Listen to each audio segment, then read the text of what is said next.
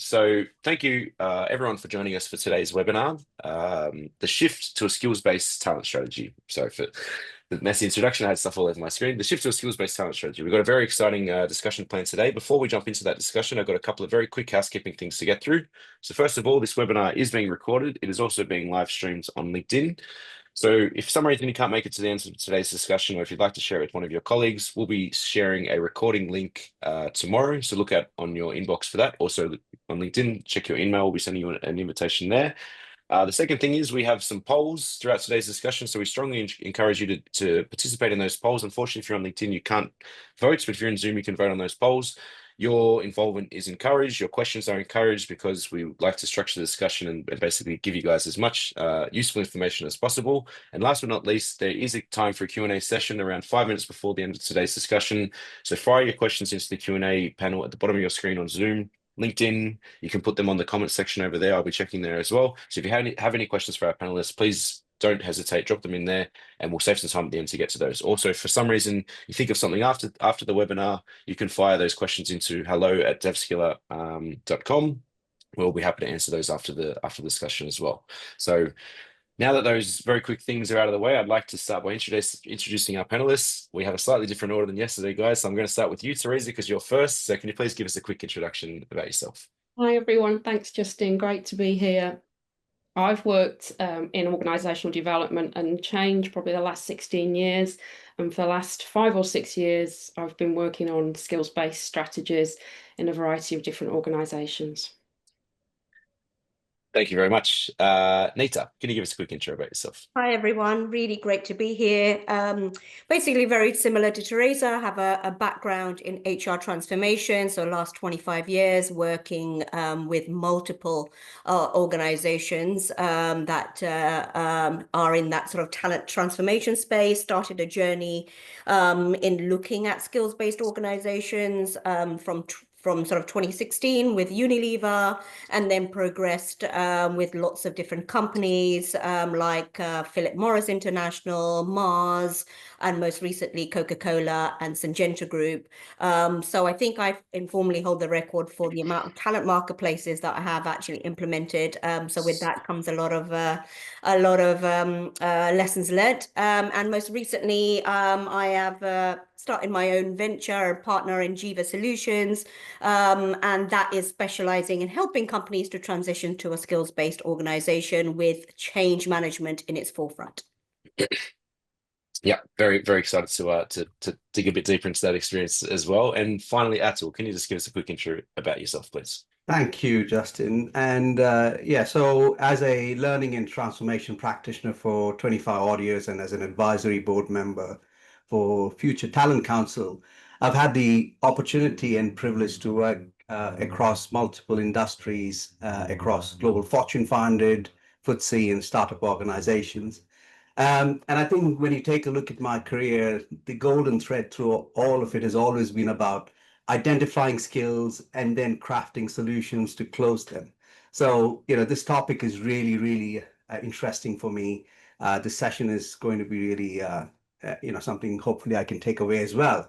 And more recently, as an independent consultant, my aim is to help organizations implement transformative strategies, create, those ontologies or taxonomies, if necessary, to create career pathways for individuals. And also my independent research recently has led me to focus more on going beyond the traditional 70-20-10 model. I'm sure a number of our audiences would have experienced that. So I'm trying something different, which helps a sharper focus on contextualized learning and AI. So yeah, great to be here and looking forward to an exciting discussion. Yes, thank you, all of you, for those introductions. As you all mentioned, we do have a lot to get through. We're hopefully going to obviously skills-based is nothing new, but I think it's sometimes can be treated as a little bit of a buzzword. So we're hoping that today's session is going to be able to sort of demystify some of the facts and fictions about what's going on here, and walk away with some some strategies that you can implement at your workplace as well. So we will get started with our plan discussion, but before we do that, I want to launch a poll, which I need to relaunch. and it's going to appear on your screen right now. And we just want to get a little bit of a feel for everybody is at their where they stand in their skills-based journey. So the question here is, which best describes your organization's current stage in shifting to a skills-based approach? We're still exploring what it means. We've started piloting a skills-based model. We are scaling a skills-based approach across the team. It's fully embedded in how we manage talent. Or of course, if you're unsure and you're just here to learn something new, then of course you can vote not sure. And I think I made it possible for the panelists to vote as well. So I'll let that run for a little bit longer. Unfortunately, if you are on LinkedIn, you can't vote in today's polls, but as I mentioned before, you are more than welcome to fire some questions into the comment sections there for the Q&A at the end of today's discussion. Okay, a couple more votes. It's not quite everybody, but we need to get moving. So I'm going to end the poll and share the results, which should appear on your screen. So which best describes your organization's current stage in shifting to a skills-based approach? 42% of you voted we are still exploring what it means. 29% for we've started piloting a skills-based model. There was also some votes for scaling a skills-based approach across teams. Interestingly, there was no votes for it's fully embedded, and obviously some votes for unsure as well, which hopefully we'll be able to, of course, cover all bases depending on where you are on your journey. But to start from a broad perspective, that's why I wanted to ask this first question to you, talking about the shift sort of from the role-based to skills-based approach. So the question here is, why are organizations moving away from traditional role-based models and starting to focus more on skills? Take myself out of mute. Yep. Yeah, so I feel, first of all, that's a great question and quite central to today's session, isn't it? I mean, and also based on just the poll that you showed on screen, it's interesting how many people are just starting off with that journey. So that's really good to see. And just to put it into perspective, I think it was the World Economic Forum which said 63% of employers identify skill gaps as their biggest barrier to business transformation. And I think even from a hiring perspective, people are now looking at skill-based hiring, which is I think it's about 81%, up from maybe 53% a couple of years ago. So a real move and a real significant change in this area. So I feel there are, broadly speaking, three or four main factors. I'm sure there are more, but disruption comes to mind. So there's a convergence of industries, there's a convergence of technologies, and that means we got to move faster. Traditional kind of role definitions don't really make sense anymore, or they're not fast enough. One of the public talks that I gave last year in London, I mentioned how by 2030, just in the UK alone, we could face a shortage of more than 250,000 skilled workers within the heavy industry trades. That's a massive, if you like, in terms of the impact skills has. So that's one area. Then the second area would be limited skills, critical skills within, the number of people around the world. But I think there's clearly AI is a major factor in terms of how things are moving. And I think there's a need to kind of quickly look at advanced digital skills like cybersecurity and advanced manufacturing, at least from a heavy industry point of view. Those are I mean, one of the things I keep talking about is, like, when I work for Babcock International, we often talk how some nations would try and weld a nuclear submarine underwater. The unique skill set to have, and I think things that we are I think there's a need for us to move towards. And then, of course, there's expectation and a world where it would be essential to skills, maybe even tasks, at some point would be a thing to. Yeah. In the drama they talk the town is basically the sort of half-life of skills at every sort of moment get shorter and shorter and shorter. Some skills, you know, maybe kind of almost irrelevant, or you need to sort of reskill some new variation of that particularly in tech in these 6 months. You know, in you know, it's gone, this could have been, you know, you could have had this skill for 20, 30 years and it never changed basically. So this is a big factor there. But yeah, thank you very much for that input there, Atul. Obviously, as I said at the beginning, we want to sort of we don't want to sort of treat this skills-based approach as sort of as a buzzword, and I think one of the components of that is that the sort of misunderstanding that skills-based is simply sort of rewriting job descriptions. So I wanted to sort of ask this next question towards you, Teresa. So what does it mean basically to sort of implement or start a skills-based approach? Is it just simply rewriting these job descriptions, or what does it involve? Yeah, I would disagree with a little of what Atul said, because a skills-based approach doesn't replace roles, and that's really important for different reasons. I would say more so it reimagines them. And the reasons that roles are important are they give people identity. Even younger people still want a job title. They want to know what it is that they're going to do in the organisation, and they want that social identity. It also requires the organisation still needs to have a degree of structure. There might be more static roles that are more durable, and that you're looking at also consistent skills that have got to be performed all the time, and that would align probably to critical skills as well. And then thirdly, there's legal clarity. And I've been doing a lot of job architecture work of late, and we've had to really look in depth at the EU pay directive. So skills are really more what make the workforce more dynamic and agile, and they can coexist. I think that's a really important point to make. It's not one or the other. You can have that blend. And I liken it. My partner Gary is a big Aston Villa fan. So if we can use the analogy. Sorry about that. They didn't do too bad last year. Yeah.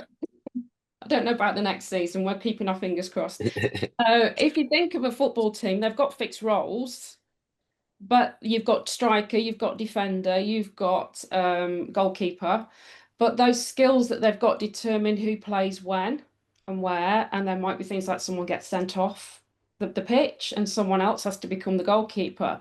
So it's having those skills to use as and when that you need them, as opposed to purely what the job title says. So it's that functional flexibility. Another example around that might be looking at proficiency blocks, skills and proficiency blocks in manufacturing, and that people progress through those blocks, and it makes the workforce more dynamic to be able to put them on different, say in a food manufacturing, different critical control points, and also to start to look at how that's paid as well. So even bringing in skills-based pay, which isn't talked about that often. And then the outcomes for that are multiple, because it will give leaders data and flexibility on where they deploy people. You've got better job enrichment for the people, and particularly with AI coming in, that's really important that you look more broadly at work design and job enrichment. So that does need clean and trusted data. But it also means that you're taking that HR framework and all those other data sources, and you're actually making them how the organization operates. It's a new operating model. That's how I like to look at it.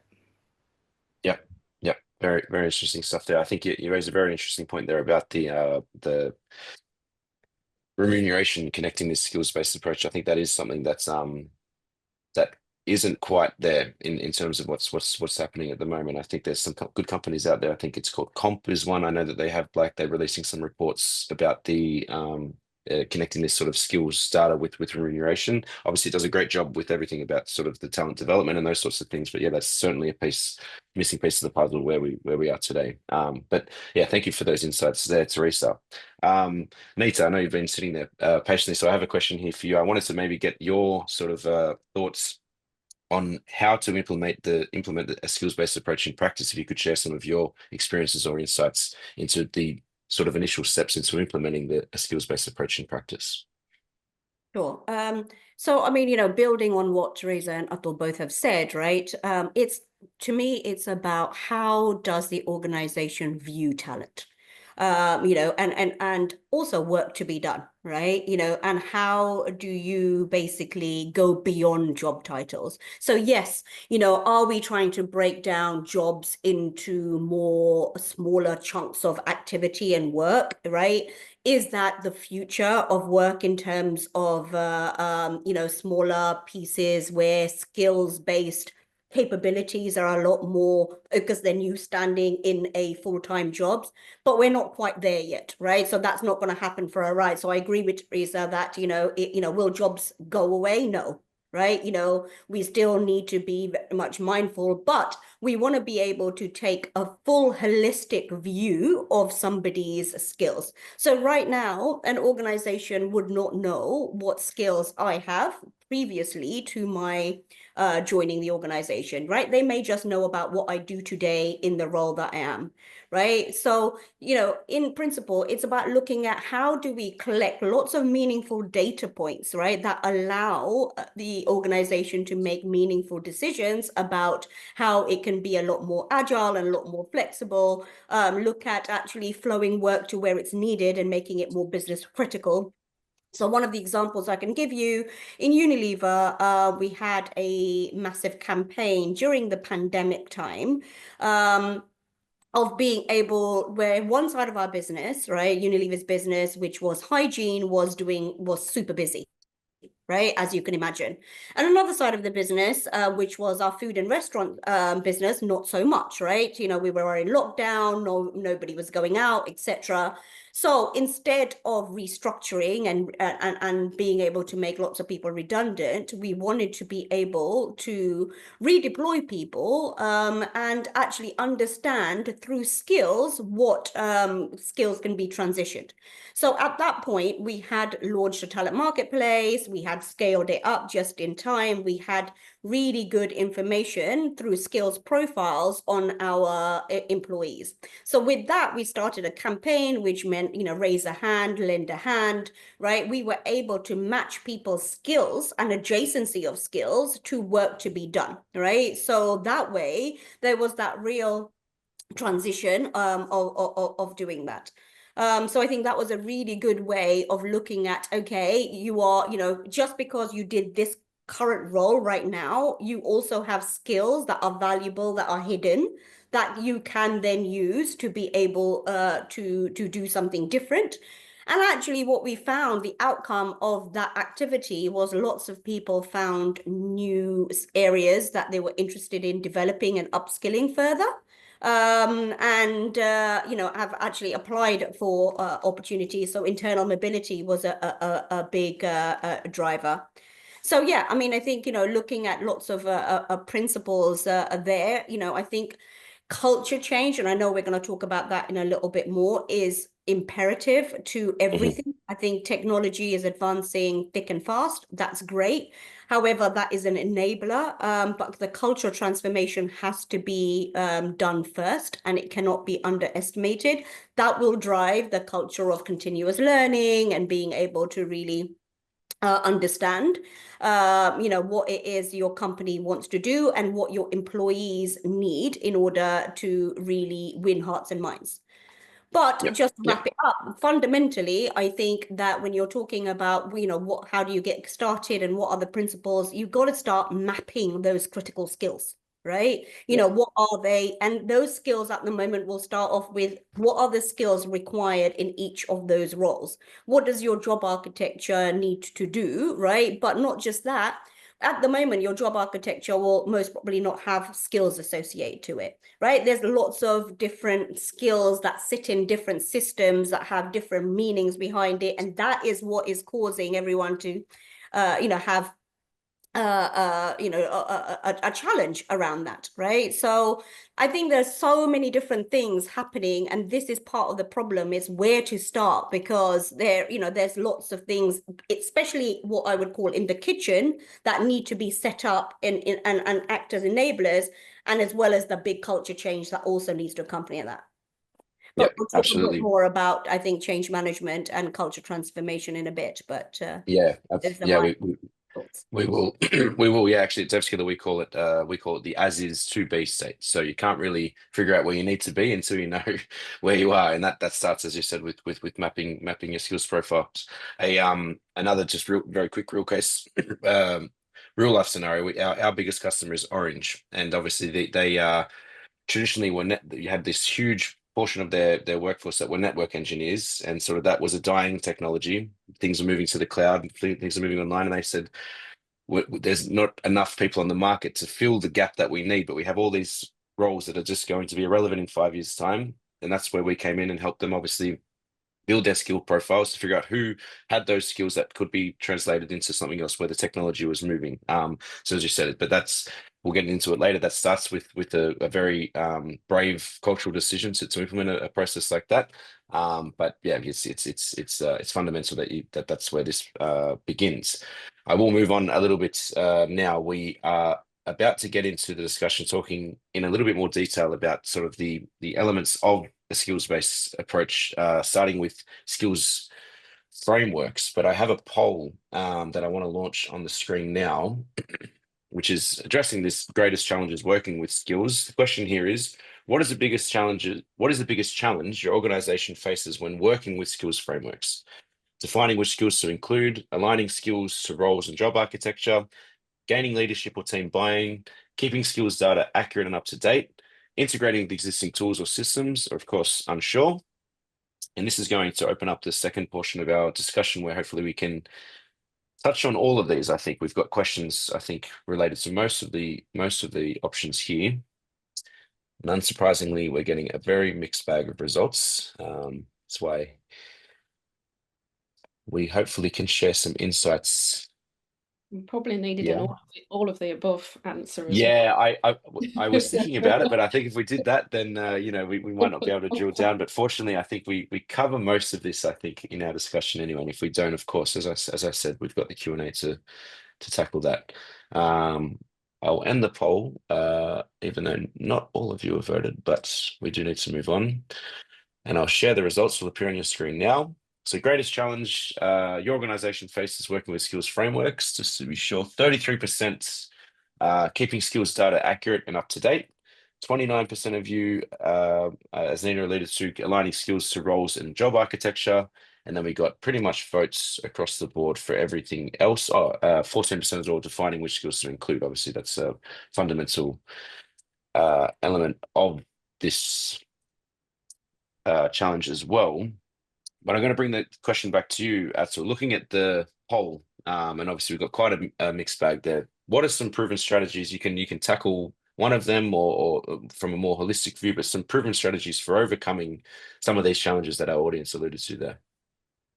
Sure. So I think Neeta has already kind of touched upon some really key points there in terms of culture, in terms of change management.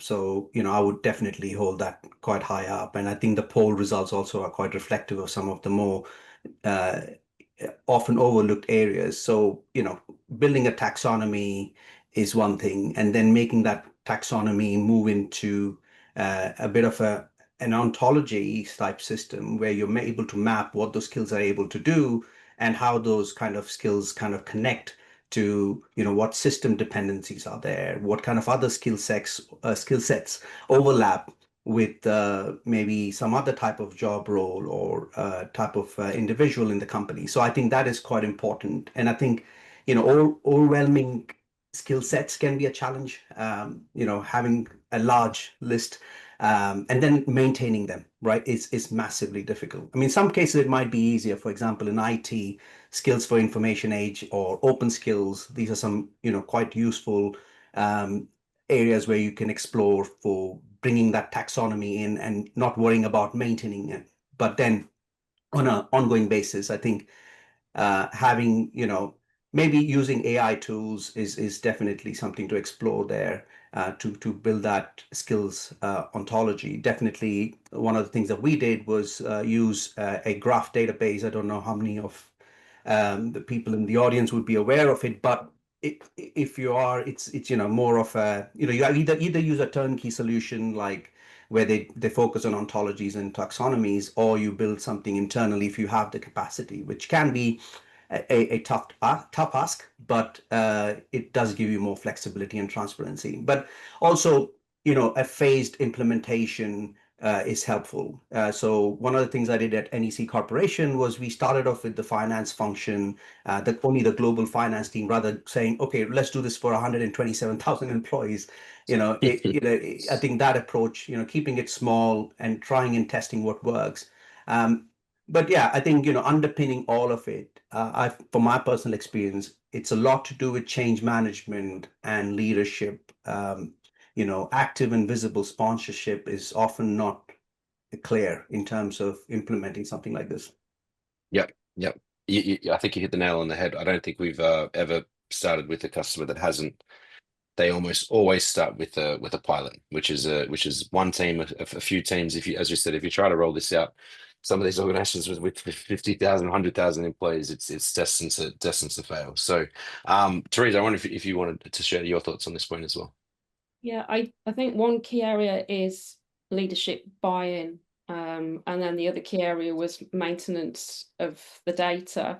If I start with the first one, just a really quick tip is have conversations and find out where people might be doing something that's similar. Often I find that IT departments are doing something that's along skills-based approaches already, or where you might have CPD requirements and regulatory requirements. They're often really quick ways to take that and translate that to other teams.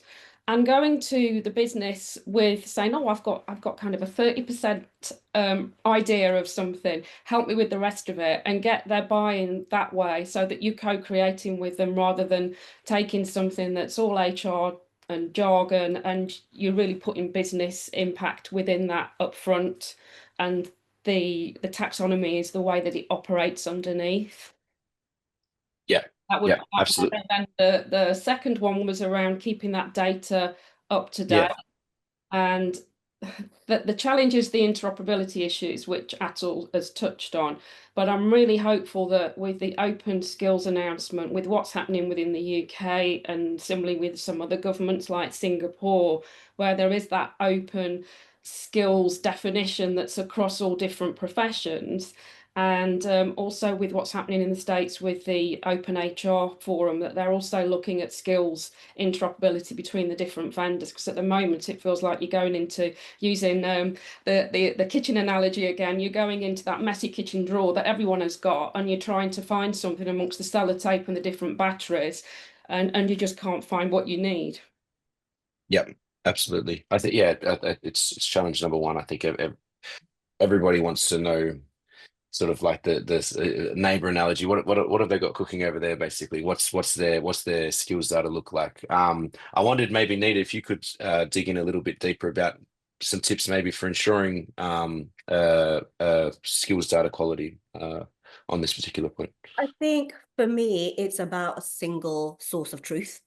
Because that is where you get into those, the real messy kitchen, right? Where you have multiple, skills data, right? I don't think there is a lack of data. It's the fact that it's not organized, it's not meaningful, it's not telling you stuff, is because how one system may define a particular skill may be very different in another system, right? And when you haven't got that faith and trust in the data, lots of your stakeholders become very not very receptive into using it. So, for me, it's how do you, ensure there is a single source of truth, right? Yes, there can be multiple integrations. You're never going to get away from not having different systems do different things, right? But it should be connected with a single skills ontology, for instance, that has the right meanings, right, across all of these systems. So we're using the right languages to be able to do that. And also that will drive the right level of experience, user experience that you want from, to be able to give you the right data. And then the quality of data, I think, again, you can't make assumptions that, the data you've picked up on somebody's skills, hasn't changed. So I think you can be using tools that are relevant at the moment, like skills intelligence engines and AI, to be able to really help you map skills to what people may have in their jobs currently. But you will require a little bit of validation and stuff like that in order to make sure that it is accurate. So it's not completely AI, there's a massive human hand in it as well, but being able to combine forces to be able to get you the accuracy that you need. But again, coming down to, what is your single source of truth, and how do you present that? Yeah, I think in addition to the source of truth, I think one thing that sprung to mind is connecting skills data with broader processes. Because if you're reliant on the same skills data that will impact performance review, will impact career pathing or internal mobility opportunities, then it becomes more reliable because it needs to be updated more regularly, it needs to be used more consistently. But if it's kind of this, unfortunately, this is the case with many companies out there. They say, "Oh, we need to map our skills. We need to start here." They do this great, huge project of mapping their skills, and then it's just done, never touched again, never connected with another process, and then it just becomes basically meaningless very quickly. So exactly that, and I think that I think is the biggest tip for me is how do you make sure that you are connecting it to your signature processes through your talent life cycle, right? Because even from a change management perspective, if I don't know why my skills are being asked for at a particular point, I'm not going to then offer them up, right? Or going to be, adopting something. So it's really important that once you give people the bigger picture and connect the dots and understand how the information is going to be used or what's in it for them, that then brings everything to life. Yeah, absolutely. And I think it's a perfect segue to our next portion of the conversation. I'm not sure if Teresa or Atul, did you want to add anything here, or can we move on? Yeah, I think that's really important what Nita's mentioned there. And skills databases, or whatever you want to call them, are very different to other technology that we use in the people function, because the people are the data. And unless they're going in, and like Nita said, if there's not an incentive for them, then you'll just build something and no one will go in it ever again. And it is a very big investment in time, resources, etc. So you really need to have a very strong what's in it for me. 100% agree. Absolutely. Yeah, absolutely. And as I said, I think this is the perfect segue into the next big topic here, which is about culture. And I think, Atul, I'd love to get your thoughts on basically how maybe we can enable this cultural shift within organizations to not only adopt this skills-based approach, but ensure that it keeps working moving forward. Yeah, so I think the first thing for me, right, I think it kind of relates to what we've been discussing so far. And the first and foremost thing is, and it's critical that we all start from the same hymn sheet as an organization when we embark on any transformation project, is to have that common awareness. And goes back to what Teresa was saying, what's in it for me? And that needs to be clear from top down, horizontally, vertically, whatever you want to call it. I think that's really, really key. And also, I think, it's imperative that HR and L&D teams build that awareness on an ongoing basis to create that shared skills ontology. And I think the foundation is once that foundation is set, you can then obviously move on to agreeing what the measuring mechanisms are. So what does success look like at the end of all of this? So let's say we embark on this project, it's going to take us 1.5 years. What would it do for us from a talent perspective? And then, having that before and after clear on the success measuring criteria is quite essential in my way. So practically, I think it's about, linking the skills data directly with the business, because I think, when I worked for the automotive industry several years ago, I used to facilitate workshops around data analytics, and that helped, R&D and marketing teams to generate reports and conduct market analysis 30 to 50% faster. So there was a direct business impact. So when we bring in a skill set, or develop solutions around the skill gaps, how does that impact the business? Should be clear. At Babcock, we established an ecosystem by leveraging a laid-up submarine, so where people could go into a safe environment, work on it, without having the fear of, oh, what if I do something wrong around the nuclear reactor, right? You don't want that to happen. So what happens there is that people have that skill set built in a contextualized way, and that in return will improve production efficiency and gain. So I think ultimately, to kind of truly measure impact, maybe you could use something like a Kirkpatrick model or whatever, but the bottom line is you got to link it with the business. So I think having that common language and then mapping those skills to meaningful metrics, I think is going to be quite key for most organizations. That's the way to go, I suppose. Yeah, yeah. Nada, what are your thoughts on this point on culture? Look, culture change is pivotal, right? I think it's a heartbeat of every culture transformation you're going to do. And like Atul said, it's really important that you start with, what is the problem you're trying to solve for, right? So in terms of what business problem is this going to, this cannot be another HR initiative, right? This is about, how talent, as I said before, how talent are viewed in your company. What are those principles that are going to be now changing? How are you going to be viewing your talent? What is it that you want them? Why do you want them to learn, develop, and grow, right? And change management often gets underestimated in this stuff, because without culture transformation, the best technology, right, the best ontologies, all of that stuff is not going to stand up, right? And when I talk about change management, this isn't just about some comms, little bit of training, off you go, right? This is, a culture change takes a long time to embed, right? And it is about getting people to be facing the right way. It's about winning hearts and minds. It's now about inspiring and creating a movement, right? Because again, back onto that, what's in it for me? But all of these things have to align. What's in it for the organization? What's in it for me as a line manager? What's in it for me as an employee? Why should I do this, right? Because at the end of the day, when you're talking in the language of skills, nobody cares.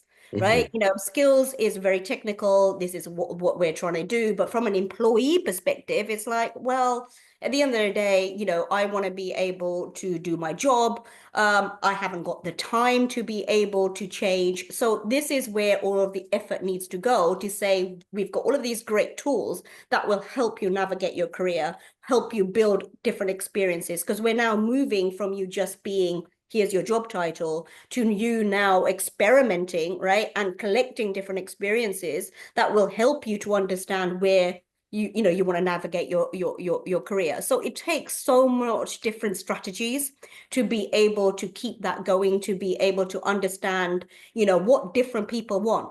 So one of the key things to culture change is one doesn't fit all, right? You have to get into the mode of personalization. So this is where the data comes in, to be able to understand, right? Where is your culture today?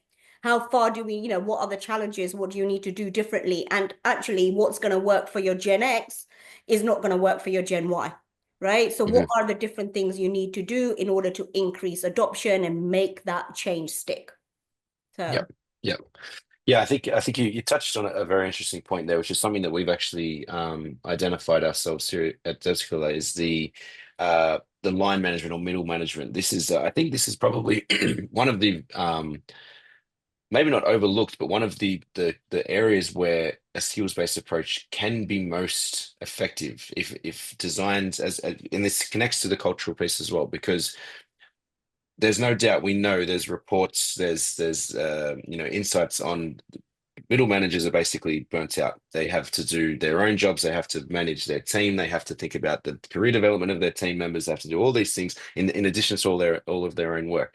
Where you can connect the skills-based approach, I think, is really important there, because it gives you these insights and this data where you can connect all of the things, makes things a whole lot easier. And then that's a part of the cultural shift as well. So you start from leadership, and then that next tier down, I think that's where it's essential that it gets where it's the where it either succeeds or it doesn't succeed. Because if the middle management buys in, I think that's where I think success lies. 100%, because who do we listen to as employees, right? If my line manager told me to do something, right, I'm going to do it, right, rather than somebody that, yes, leadership, senior leadership visibility, sponsorship, super imperative, because at the end of the day, you want, to be, they need to be walking the walk, right? But your line Yep. managers are the ones that are going to really, activate it for you. Yeah, stay to it. Yeah, right. Yeah. And you do find that lots of line managers actually do want to help, right? They do want to be able to provide opportunities for their team. Before they couldn't because they were limited to their own networks.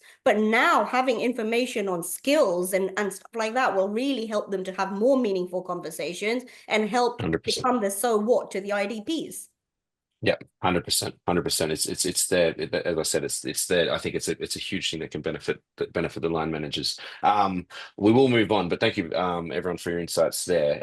We kind of touched on this point a little bit there. Atul touched on it a little bit, but we're going to dig a little bit deeper into measuring basically outcomes or measuring success. So this last poll here is exactly that, measuring the impact of skills-based initiatives. So how does your organization measure the impact of its skills-based initiatives? We track learning or completion hours. We measure skill growth through assessments or manager ratings. We link skills data to business KPIs or performance metrics, focus on internal mobility or career progression, or we don't currently measure impact, or of course, unsure there as well. And this will connect the final sort of portion of our discussion. I think this is a great opportunity as well to just to mention again, as I'm doing that, someone has fired a question to Q&A, but this is a great time. If you have any questions for our panelists for anything that we've discussed so far, please don't hesitate to drop it into the Q&A section there. As I mentioned on LinkedIn as well, if you're over there, you can fire comments into the comment section, questions in the comment section, I should say.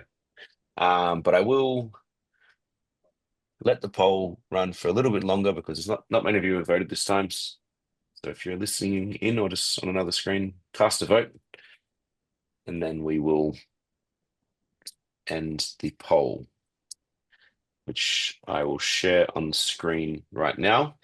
So how does your organization measure the impact of its skills-based initiatives? We have 50% of the audience has voted. We don't currently measure impact. We also got some votes for we link skills data to business KPIs or performance metrics. We measure skill growth through assessments or manager ratings. I think that was all of the votes there. And as I mentioned, we are going to talk about some proven strategies to measuring success. So Teresa, I wanted to get your insights, but I guess maybe the best way to ask this question is, how do you recommend beginning the process of measuring results based on those poll results there?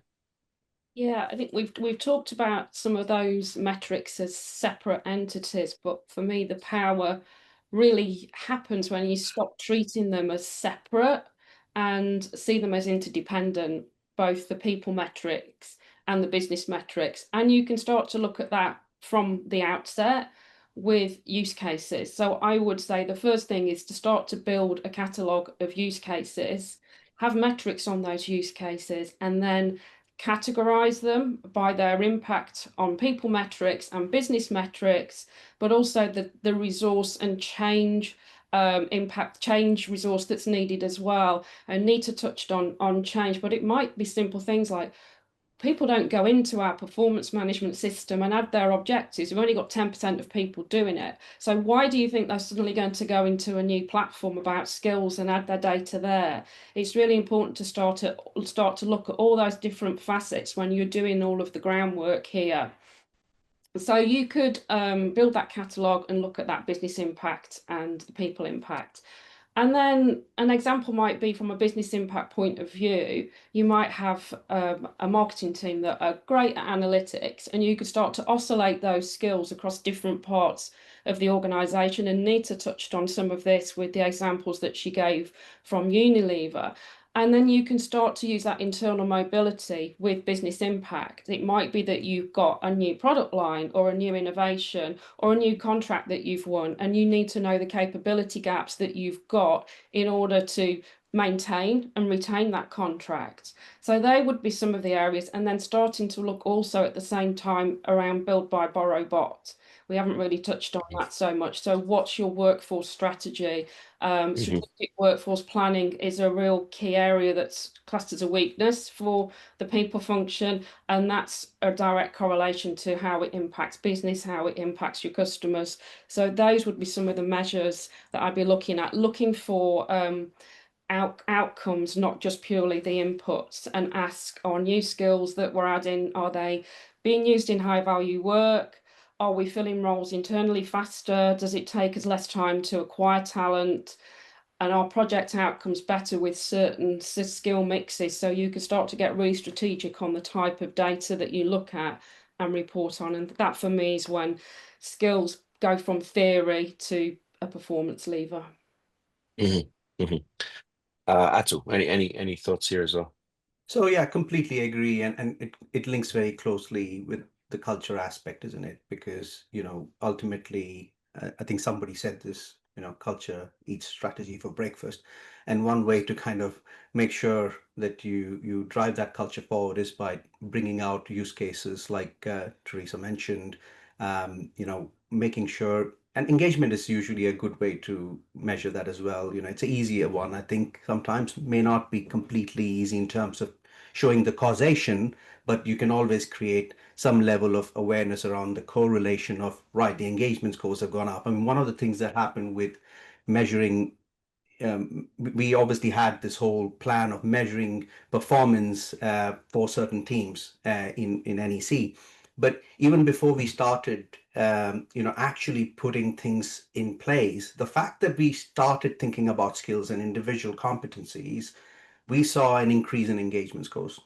So even for those in the audience who had just started off in this journey, if you're doing it correctly in terms of engaging people and explaining to them why you're doing it and how it might benefit them in their career journey, that itself might show an increase or a spike in certain metrics. Certainly from an engagement standpoint, maybe there's not just the cost, maybe not just the engagement score, but you could also look at something like the cost of disengagement. What if you did not do this, right? And I think those are the things that could practically help. So absolutely agree with the points made earlier. Yeah, I might actually stay with you, Atul, as well. And before we sort of talk about outlook, I want to talk first about connecting everything together. And I want to read this question directly because we've touched on a few of these words, and I want to put them all into this question. So, how should organizations connect job architecture, skills ontologies, and technology to support a more dynamic talent strategy?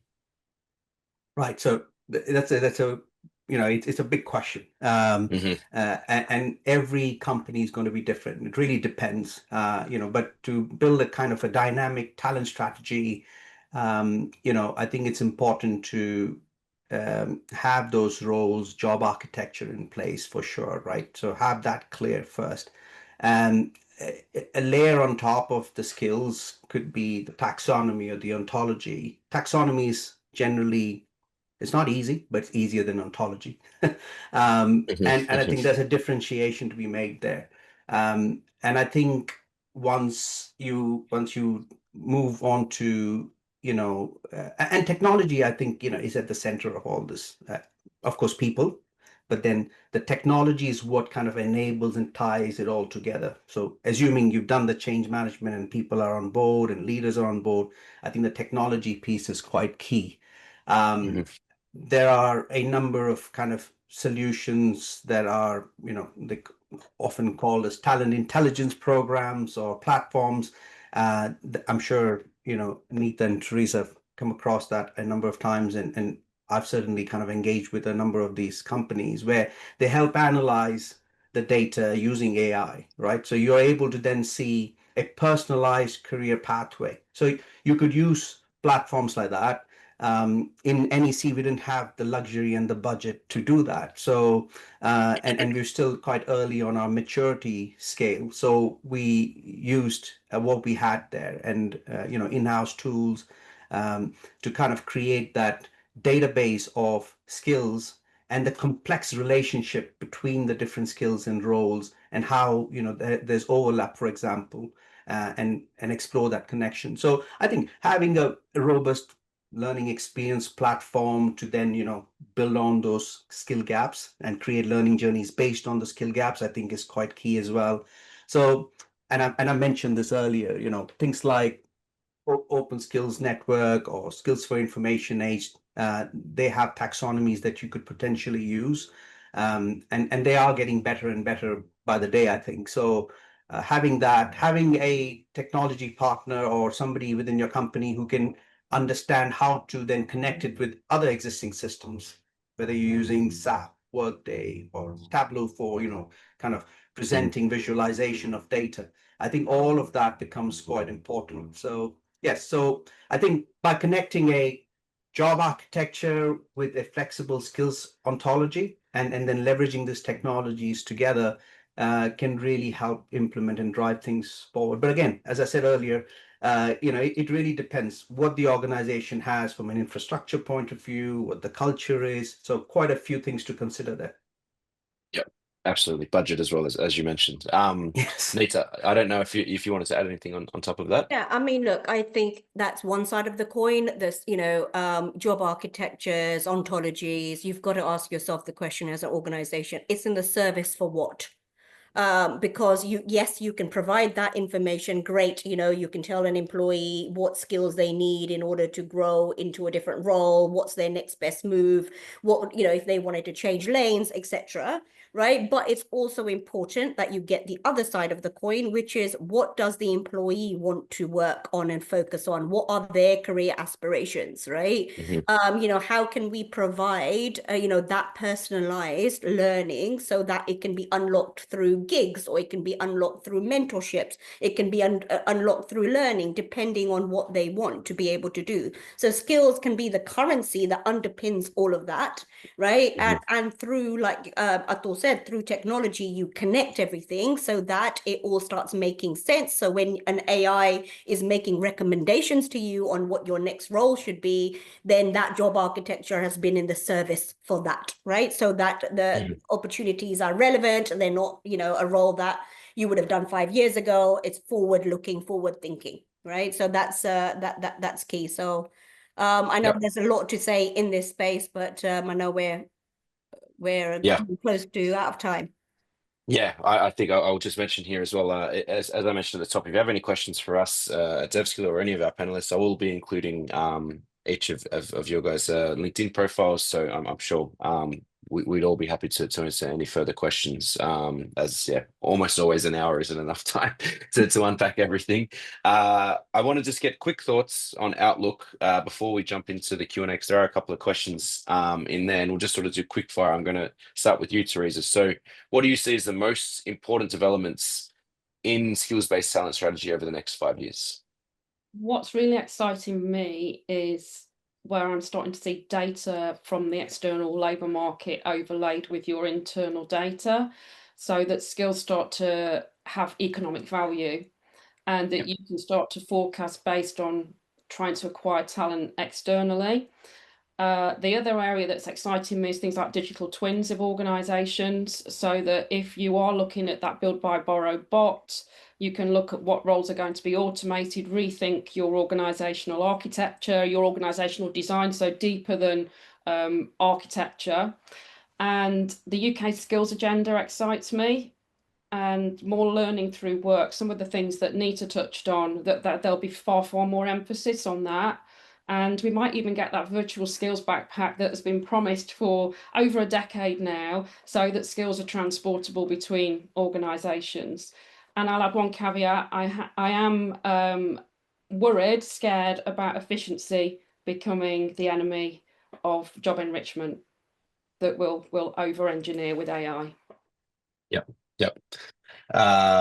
Interesting stuff. Nita, how about you? What are your predictions? Yeah, very similar. I think it's exciting times with AI. Yes, there is, a lot of governance that we need to put into place, but agentic AI is coming in thick and fast, and AI, even in terms of ChatGPT, is just blowing up our jobs, right? So it's about how do we rethink work to be done, and how do we put the focus on our human-centric skills, right? The softer side of skills, and what does that need to be in order for us to win every day at work? Yep. Well put. Atul, sign us off here.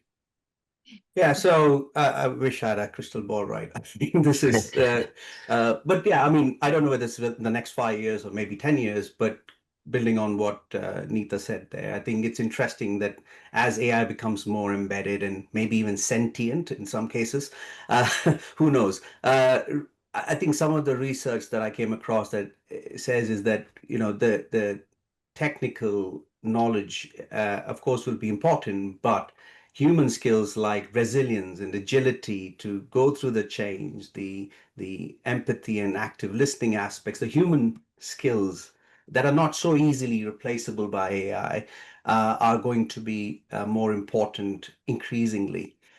So I would say, to navigate that change and to have a meaningful talent management ecosystem, I think that's really important. Of course, then I think what Teresa mentioned as well, like in terms of how you can bring in external data sets and market analysis and then merge it with your own data set. Again, that can be driven through AI, and those are really, really interesting developments underway. I think the other area I feel that might be really interesting is the convergence of talent marketplaces and learning ecosystems. So, I think they're now a bit siloed. There are companies who are kind of working on building that together, but it's still a bit siloed. And within organizations, you might have somebody, managing the talent marketplace or a team managing that separately as compared to the learning ecosystem. I believe, there's an opportunity to kind of blend that in, and we might see that happening soon. I Yep. think lastly, I would say there's an evolving ethical piece and a moral piece around, how AI is going to enable or maybe even disable certain roles. So how do you, kind of create that human-centered development? I think that's going to be quite an important evolution in terms of ethics and governance around AI and how that kind of Mhm. impacts the talent space. Yeah, yeah, yeah. Very, very interesting stuff there. Yeah, I'll add my own. I think this, as I said earlier, this component of this remuneration, I think is where I'm most interested to see where this develops over the next, definitely in the immediate future, because as we talked about, this is something that isn't quite addressed to this point. We have 3 questions in the Q&A, and looking at them, I think I know who I'm going to ask for each. I'm going to start with you, Atul, with the first question here.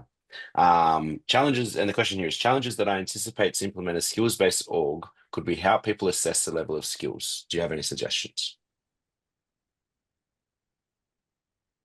Just reading You through might. it. Yeah. Yeah. Yeah, Okay. yeah. Challenge that.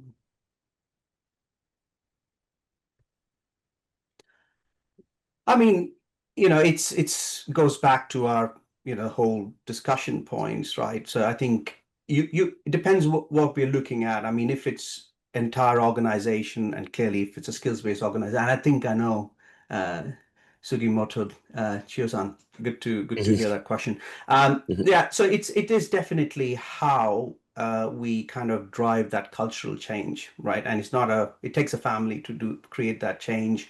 Um, and if I understand the question, it is about, going down to sometimes that skill level or competency, skill, and activity level as well, right? So I think those are the three kind of categories to look at when you're creating that taxonomy.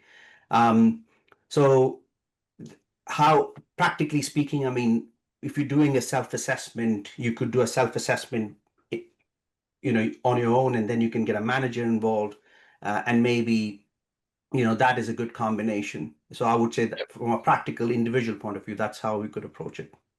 Yeah, yeah. I mean, I can add to that because you hit I think you hit the nail on the head there at the end. The way we do it at DevTogether, we have 5 levels of assessment. So self-assessment is the first one, supervisor assessment. We also have peer. So if your colleague, someone that you work closely with, they can Yeah. probably have a pretty good indication of your skills. Expert, so sort of a skill expert area who can assess that as well. And then the final piece, which exists, is this sort of assessment test. So in our experience, we Mhm. obviously have a lot of background in technical assessments. So we use our technical assessment platform, but there's a plethora of platforms out there that do the psychometric testing, or Udemy or one of these other things, and connecting all of those together, I think gives you the best and most accurate level of skills. So, okay, I'm going to go to the next question. I think Teresa's typing the I final question. am. So I'm going to, I'm typing my answer yeah, to, yeah, well, to so that one. So yeah. I'll go to Nita then. This question here, it's sort of touching a little bit on culture. So the question here is, what to do if you feel like your company doesn't really care about your skills and your career development, Nita? Love that question. Wow. So so this is coming from an employee perspective, right? I mean, this is what Sounds like it. yeah, I mean, look, at the end of the day, this is the fundamental reason why employees leave organizations is because they feel they're not valued, they're not getting the development, right? You know, the first thing would be to speak to, there must be processes. I know lots of companies I'm working at the moment have sort of speak up cultures where, you know, there's lots of this opportunity to talk about what's important to you, use employee surveys to really communicate what, you know, what your dissatisfaction is. But I think it's important that, you know, you speak to your line manager to say, you know, this is what you want, and you're not getting it, and how can they help you, you know, to get that development that you need? Because half the time it just comes down to unawareness, right? So communication is definitely key. If you're not still struggling, you know, as I said, you know, you need to go through the right the processes. But every culture is not for everybody, right? So if there's companies that don't value you, are not, you know, you're not developing, right? Then you need to think what's your next best move. Yep. Yep. I think very well put, and I can see there that Teresa, you answered that, type that answer in there as well. And because we actually are a little bit over time, I will end the webinar now, but I'd like to first of all thank everybody for joining. Really great questions as well in the Q&A. If anything, as I said, comes to mind that you'd like to ask after the webinar, very simply, hello@devskiller.com. I'll also be including, we'll also be including the link to the webinar recording tomorrow with Teresa's, Nita's, and Atul's information there as well. So please feel free to fire any questions into them. And I'd also like to thank all of you, Teresa, Nita, and Atul, for sharing your thoughts on today's session. Really great discussion. And yeah, hope to see you all again soon. So have a great day and thanks for joining. Thanks, everyone. Bye. See you, everybody. Bye.